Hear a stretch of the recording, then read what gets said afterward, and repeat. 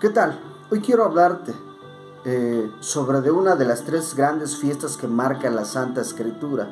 Y es por ello que el título del tema le quise poner la fiesta de Pentecostés o de las semanas.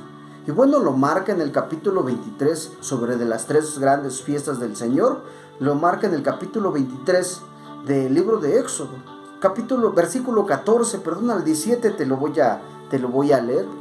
3 veces en el año me celebraréis fiesta, la fiesta de los ácimos, guardaréis.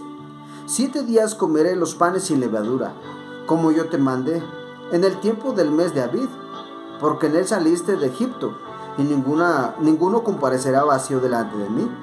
También la fiesta de la siega, de los primeros frutos, de tus labores, esa es de la fiesta que te quiero hablar, de tus labores que hubieres sembrado en el campo, y la fiesta de la cosecha de la salida del año. Ese es otro punto. Cuando habrá recogido tus labores del campo. Y lo importante dice, 3 veces en el año parecerá todo varón tuyo delante del Señor. Esta, como te pudiste dar cuenta, es la segunda de las 3 grandes fiestas. Y te lo voy a decir, es llamada la fiesta de la siega, de los primeros frutos, o la fiesta de las semanas. En el Nuevo Testamento se le llama Pentecostés. Esta en la palabra griega significa quincuagésimo. Y bueno, la Iglesia de Dios actualmente la celebra por 2 grandes razones. Te voy a decir la primera. La primera es porque Dios, ¿verdad?, dio a su pueblo sus leyes y sus mandamientos. Eso lo dice en el libro de Éxodo, capítulo 19. Te lo voy a leer, ¿verdad? Capítulo 19, versículo 1 al 7. O sea, al Señor le place dar a sus leyes, dar a su pueblo sus leyes, para que estos pudieran corregir sus mandamientos. Y fíjate lo que dice.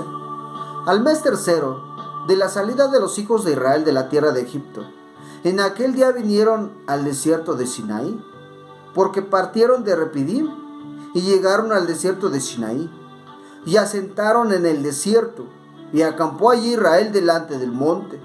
Y Moisés subió a Dios, y Jehová le llamó desde el monte, diciendo, quiero hacer un paréntesis aquí. Yo no sé si te estás dando cuenta, el pueblo sale de la tierra de Egipto, ¿verdad? Van hacia la tierra prometida. En el desierto, el Padre Celestial quiere hablar cara a cara con Moisés, pero con un propósito, con un objetivo.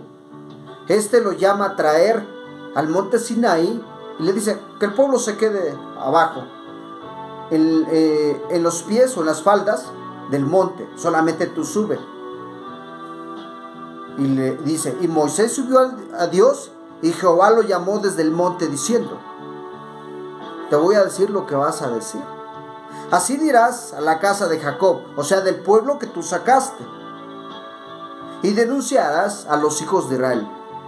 Vosotros visteis lo que hice a los egipcios, y como os tomé sobre alas de águila y os he traído. ¿Qué quiere decir? Dile al pueblo estas palabras. Vosotros visteis lo que Jehová fue capaz de hacer por rescatarnos de esa esclavitud de Egipto, de lo que fue capaz por amor a nosotros, porque nuestras plegarias llegaron hasta el cielo, porque Jehová habita en luz inaccesible donde todo ojo humano carnal puede ver. Entonces, diles que si se recuerdan de las plagas, diles que si se recuerdan de todos esos milagros que yo hice para socorrerlos, para rescatarlos, y sobre todo de que tú has dejado de ser hijo de una de las hijas de Faraón para rescatar a mi pueblo. Ya que recordé toda esa historia, ahora pues, si dieres oído a mi voz y guardaréis mi pacto, vosotros seréis mi especial tesoro sobre todos los pueblos, porque mía es toda la tierra. Y empieza a hacer tratos. empieza a hacer proposiciones. Ya te saqué, ya viste todo lo que puedo hacer por ti, eso y mucho más puedo hacer por amor a mis hijos. Pero espérame, te quiero proponer un trato, dice el Señor. Si tú obedeces mi pacto, si tú obedeces todo lo que te voy a decir, te declaro que tú serás mi especial tesoro. Espérate, porque mía es toda la tierra, porque me place, porque solamente se me ocurre y porque tú seas mi consentido, le dice Moisés que le diga al pueblo, a los hijos de Jacob, o sea, el pueblo de Israel. Y vosotros seréis mi reino de sacerdotes y de gente santa. Estas son las palabras que dirás a los hijos de Israel. Si estás de acuerdo que le estaba hablando hacia el pueblo judío, hacia el pueblo que en ese tiempo nuestro Dios veía tanto sufrimiento al ser latigados, al ser esclavizados, ¿verdad? Tanto amor el Señor tenía para con su pueblo que manda a su rescate. Y le dice, nada es gratis, te regalo la libertad, pero a cambio de eso te llamo mi hijo, mi especial tesoro. Pero a cambio de eso, ¿qué te parece si me obedeces? ¿Qué te parece si te pongo leyes, si te pongo reglas en las cuales tú puedas cumplir? Al pueblo judío le estaba hablando, al pueblo de Israel. Pero ¿eso qué tiene que ver con nosotros? Porque pastor, tú mismo estás diciendo que es para el pueblo judío. Tú mismo estás diciendo que es para el pueblo de Israel, ¿verdad? Nosotros somos de otro país, de otro estado. Además, todos esos mandamientos, esas leyes ya fueron clavadas en la cruz. Primera, la ley, parte de la ley arónica, sufre una transición. Segunda, sí es cierto, es para los judíos, porque en ese tiempo le estaba hablando a los judíos. Pero recordate que no es judíos el que lo es en la carne, sino es judíos el que lo es en el corazón. Lo dice el libro de Romanos capítulo 2. Voy a citártelo y quiero que lo entiendas muy bien, porque es la palabra de nuestro Dios, es muy hermosa. Y cuando nosotros logremos detectar el error de donde estamos viviendo, vamos a recibir muchas recompensas. Así como el pueblo de Dios en la antigüedad, en el año de 1491 antes de Cristo, se le hace esa promesa de ser su especial tesoro, así te la está haciendo a ti. Porque dice el capítulo 2, dijimos, ¿verdad? El libro de Romanos capítulo 2, versículo, ahorita te digo, versículo 28 me parece. Así es. Al 29 te voy a dar lectura. Dice así: porque no es judío el que lo es en el manifiesto. ¿En dónde? Tal vez en la carne, tal vez en la nacionalidad. Porque no es judío el que lo es en el manifiesto, ni la circuncisión es la que es manifiesto. ¿En dónde? En la carne. Mas es judío el que lo es en lo interior. ¿En dónde? En lo del corazón. Y tú eres, si aceptas a Jesucristo como tu Salvador, dejas de pasar a ser gentil, dejas de pasar a ser simpatizante, a ser nacional de Israel.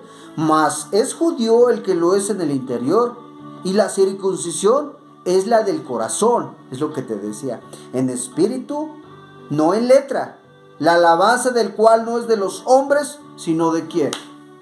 Del Señor, ¿verdad? Entonces te das cuenta que desde ahí el Padre Celestial te está empezando a considerar, ¿ya? Sí, cierto, di mis leyes a mi pueblo. En el año de 1491 viene Jesucristo, da su vida por todos y cada uno de nosotros. De ahí se rompe un lazo, se rompe una separación y se vuelve a amarrar el lazo y nos convierte uno solo en Jesucristo y nuestro Dios. Y nos abre una puerta en donde nosotros podamos seguir y ser parte de estos judíos. Pero no lo somos en la carne, porque yo no soy de Israel, tengo otra nacionalidad, pero sí soy judío. ¿En dónde? En el corazón. Es más, Dice el libro de Romanos, ahí mismo, pero ahora el capítulo 15. Capítulo 15 del libro de Romanos, versículo 4 y 6. Ve lo que dice. Si tenías alguna duda todavía. Porque las cosas que antes fueron escritas, ¿cuáles cosas? La que acabamos de escuchar hacia el pueblo de Israel. Las cosas que antes fueron escritas para nuestra enseñanza fueron escritas. Te estoy leyendo el libro de Romanos capítulo 15 versículo 4. Porque las cosas que antes fueron escritas para nuestra enseñanza fueron escritas, para que por la paciencia y consolación de la Escritura tengamos esperanza. No solamente el pueblo judío, sino nosotros, que fuimos gentiles y que fuimos transformados, fuimos renovados por la sangre preciosa del Maestro Jesucristo, tengamos esperanza. Mas el Dios de la paciencia y de la consolación os dé entre vosotros, seáis unánimes según Cristo Jesús, para que concordemos a una boca, glorifiquéis a Dios y Padre nuestro Dios y Señor Jesucristo. ¿Verdad? Entonces, ahí te estás dando cuenta que lo que fue antes escrito fue para nuestra enseñanza también. Es más, yo te puedo decir que estamos obligados a guardar esas leyes. Te estoy hablando de la ley y también te estoy hablando de las 3 grandes fiestas, que en esta es la fiesta de Pentecostés. Dice el libro de Santiago, Santiago capítulo 2, dice así, versículo 10. Porque cualquiera que hubiere guardado toda la ley y ofendiere en un punto, es culpable de todo. Busca en tu escritura, capítulo 2 de Santiago, versículo 10. Porque cualquiera que hubiere guardado toda la ley y ofendiere en un punto, es culpable de todos. ¿Qué te quiero decir con eso? Que estamos obligados a guardar esta hermosa fiesta. Y no solo eso, la ley de nuestro Dios, ¿verdad? Ya en otro tema te expliqué a qué se refiere aquel que vive bajo ley, vive bajo maldición. Es otro tema, pero también ya te lo expliqué. Entonces, la segunda razón, ¿verdad?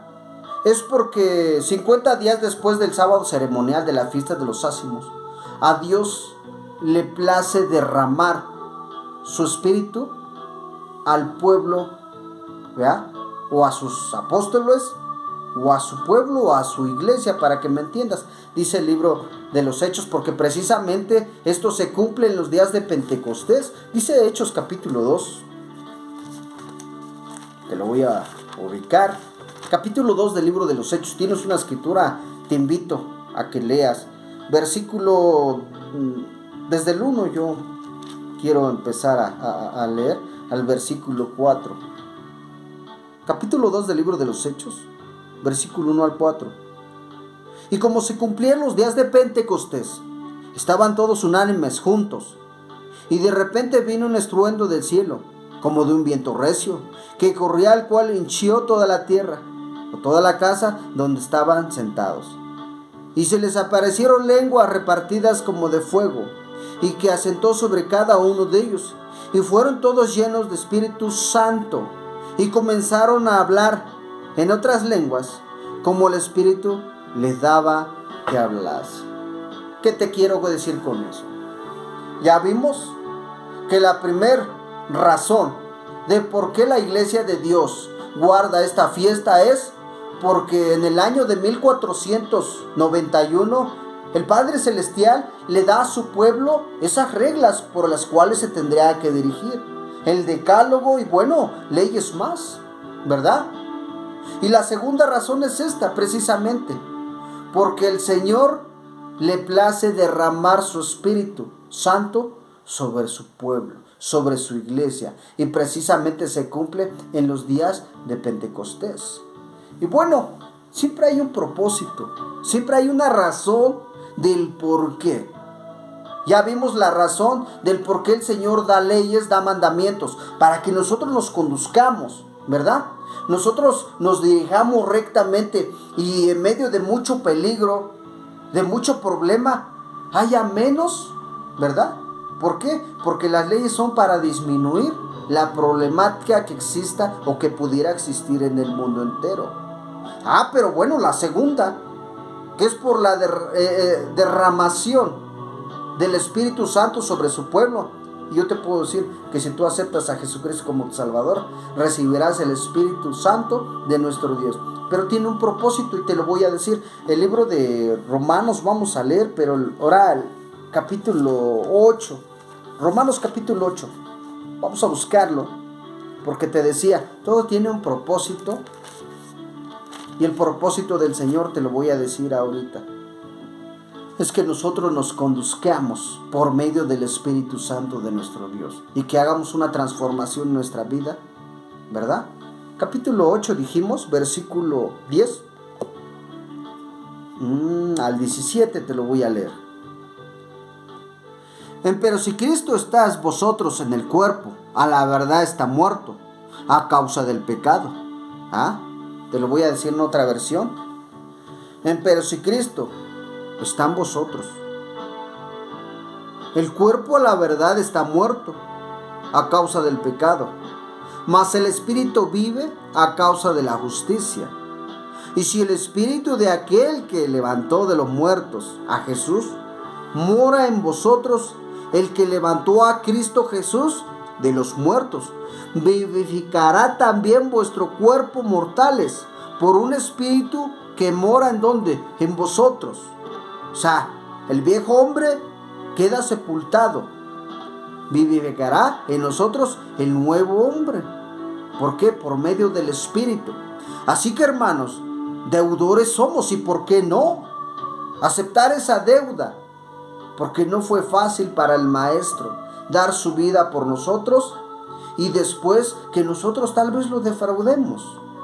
No es fácil recibir latigazos y después que muchos de nosotros no entendamos lo que es la palabra de nuestro Dios y los deseos que Él tiene para con nosotros.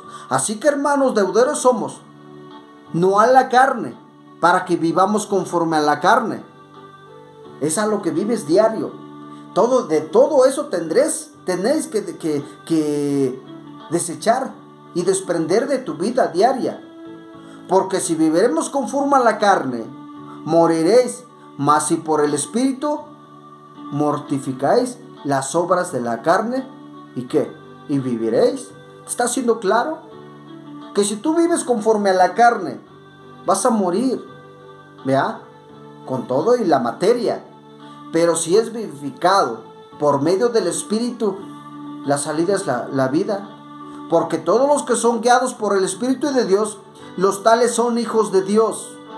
Pasan de ser creación a hijos de Dios, ¿verdad?